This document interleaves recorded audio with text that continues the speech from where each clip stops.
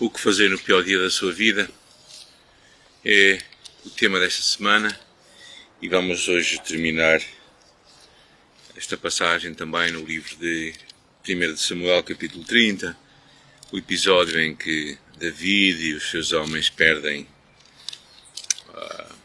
vêm as suas esposas levadas em cativeiro e os seus filhos e todos os seus bens. E neste último encontro este último momento que vamos falar vai ser acerca de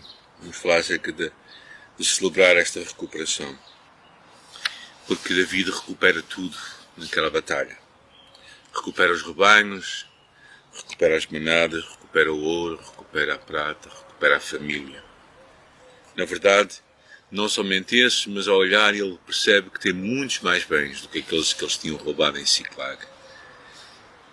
Na verdade, David sai muito mais enriquecido depois desta catástrofe do que no início. E muitas vezes os piores dias da nossa vida podem se tornar um dia de grande mudança para todos nós. Um dia que é um ponto de partida para as bênçãos de Deus em nossa vida, como nós nunca as experimentamos. A palavra diz que o olho não viu, nem o ouvido ouviu, nem jamais subiu ao coração humano. Essas são as coisas que Deus preparou para aqueles que o amam. E Deus tem preparado coisas para ti e para mim que vão muito mais além daquilo que nós podemos imaginar. E quando eles recuperam tudo aquilo, eles celebram a recuperação. Eles têm um momento em que verdadeiramente percebem que a sua bênção é muito maior e que não era para ser guardada, mas era para ser celebrado. A palavra de Deus diz que Ele transforma o nosso choro em dança. As nossas cinzas transformam-se em beleza. E quando percebemos que muitas vezes nós teremos na nossa história lágrimas e cinzas, mas elas não são a nossa história, elas fazem parte da nossa história. Porque Deus transforma as coisas. O verdadeiro despojo de David também não foi necessariamente o que estamos a ver agora, mas foi o que todos nós experimentamos hoje, 3000 anos depois, ainda contamos a sua história. E quando pensamos em Jesus, o que Jesus fez por nós, percebemos que Ele é o maior recuperador. Ele é o ser que consegue transformar a nossa vida e trazermos de volta ao plano original de Deus. Vemos isto acontecer em tantas histórias de tanta vida, como por exemplo na vida de José, quando ele é levado como escravo para o Egito e como os seus irmãos depois tem que descer à procura de cereais. Deus transforma muitas vezes o mal em nossa vida para bem de muitos. E isso encontramos na vida de José de uma forma muito clara.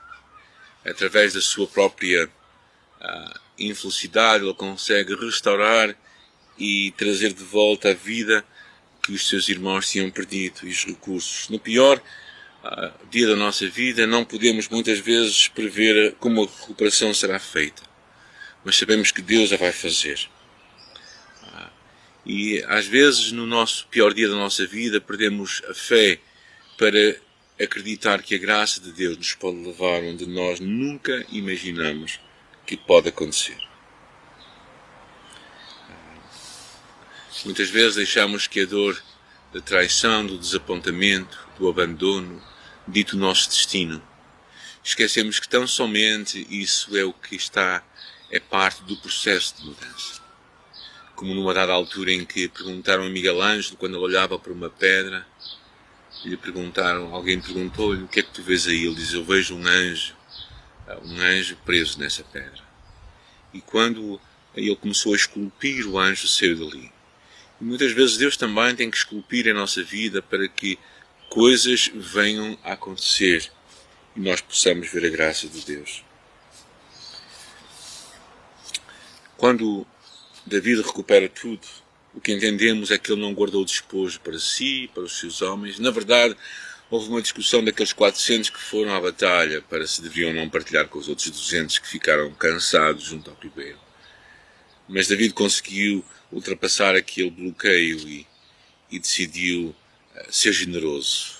e abençoar todos, porque todos tinham sido parte daquilo. Mas quando David chega, ele decide fazer uma coisa estranha, ele decide dar uma oferta aos líderes em Israel, uma oferta que ele decidiu partilhar. E quando o que acontece na história, basicamente, é que 3 dias depois daquela oferta ter sido enviado, Saul é morto e David vem a ser instalado como rei. Ou seja, é interessante que a história de Ziklag não termina com a recuperação de David, mas realmente termina como David ter sido entronizado como rei, tal como havia sido profetizado. Quando enfrentamos momentos difíceis em nossa vida, quando enfrentamos o pior dia da nossa vida, é muito fácil nos tornarmos egocêntricos, pensarmos em nós. Mas a chave é nós aprendermos a ser generosos. Precisamos, ao passar por esses momentos difíceis da nossa vida, a vida vai prosseguir. O que precisamos de também aprender é que não somos o centro do universo. Deus é o centro do universo. E Deus quer usar a tua vida e a minha vida para que no pior dia da nossa vida, quando a bênção desce sobre nós possamos também abençoar os outros e sermos generosos, dar generosamente. Repartir com os outros aquilo que eles necessitam. Deus levou-nos a ultrapassar esse passado doloroso. Então, precisamos de aprender a partilhar com os outros. A lição final que aprendemos com o que David fez no pior dia da sua vida é o valor de dar aos outros.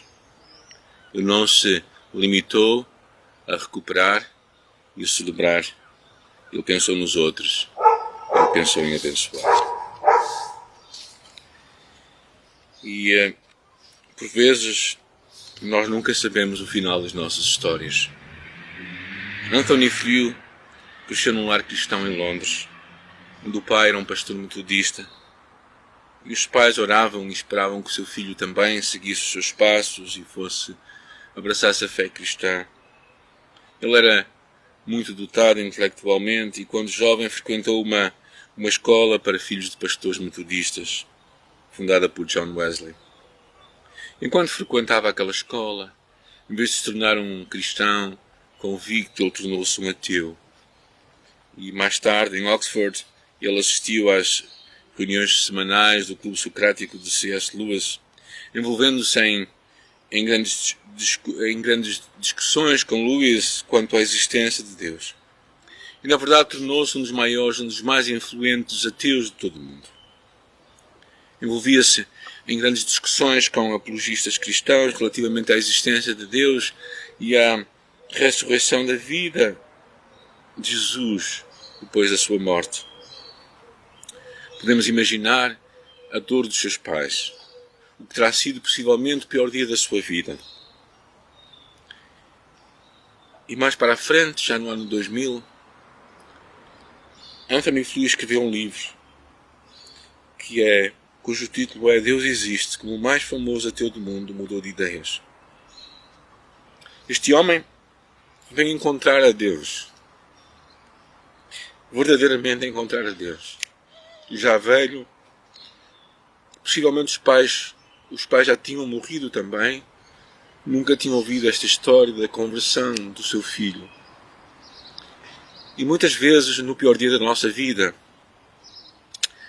nós nunca vamos saber o resultado final, mas devemos ter a atitude certa, que é aprender a confiar em Deus, a descansar em Deus, a não deixar que as nossas emoções nos levem à amargura.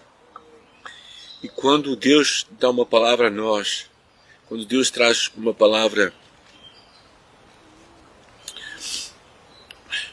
à nossa vida, então nós temos que abraçá-la e obedecer a ela e vivê-la confiando neste Deus que nos vai dar a capacidade de recuperar tudo.